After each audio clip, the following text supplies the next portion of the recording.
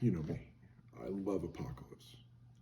It's the most inventive issue. I mean, it's still, you know, a plague, but it's the cordyceps virus. It's the idea of the little critters that can like make ants sick and then force them to do their bidding. It jumps to humans, and the world collapses in a matter of 2 or 3 years completely.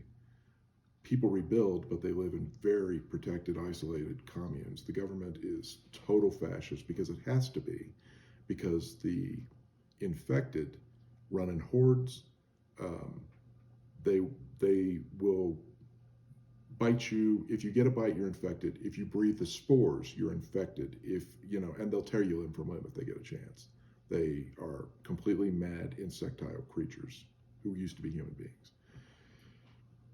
So this guy who's been living this horrible life long enough to lose whatever shred of the decent, caring human being he once was gets a job, and he and his partner, Anator from Fringe,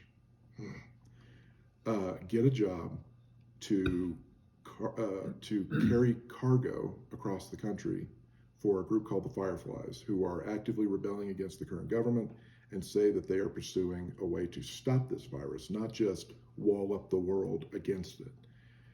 And what they realize is the cargo is a child named Ellie who is immune. There's never been a video game like it. I love cinematic video games, but the emotion of it. I told Deck, I said, you know, the end of this one is it's a tough story. There's heartbreak and loss, but Joel finds himself, and as you discover what happened to make Joel into the person he was, and the fact that Ellie brings him back to life, back to the man he was, it's epic. I mean, it's beautiful, but there's always a price to pay for anything. Joel makes decisions that... No spoilers. No. I'm saying Joel makes decisions that, as the story continues, The Last of Us 2, which will also be part of this series at some point, alter fundamentally the relationship with man and child, and drive a storyline that's about revenge and redemption and who we are as human beings in the worst possible environment, and how do we still rise out of that and, you know, be the best that we are. And dude, it is, I mean, it's like they lifted everything that's important about it. I know there's going to be changes. Nick Offerman plays a key, small, pivotal role, and I mean, at the time I was like, Nick Offerman, comedy guy, but then I see him in the milieu, and he's exquisite. Everything about this just says this is going to be the greatest TV series of my lifetime, which, you know, I've said before, but oh my God, it looks like they get everything right.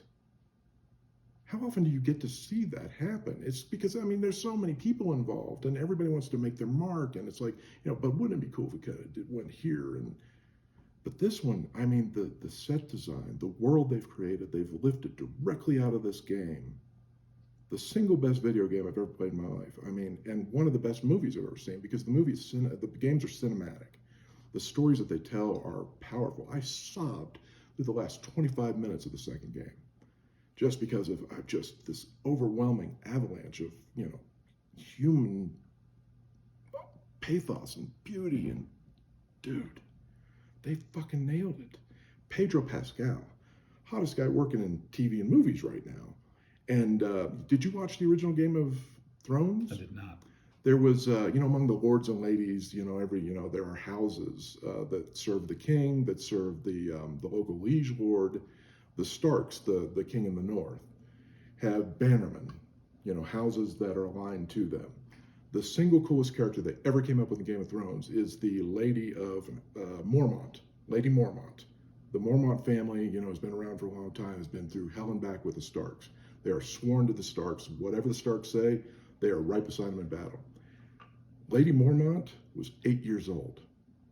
And from the get-go, this little kid stole every scene she was in. She has the single best death in the entire history of the whole world that's been created there. And she's this foul mouth, little, Scottish. I think she's Scottish or Irish. But when they cast her as Ellie, Ellie in the video game was based visually on Ellen Page before he became Elliot Page. And I immediately kind of just went, ooh. But seeing her here, she's got it. She's got the voice. She's got the look. I mean, the defiance, and just, oh my God, dude, this is going to be, oh my God. It is exactly what I want it to be.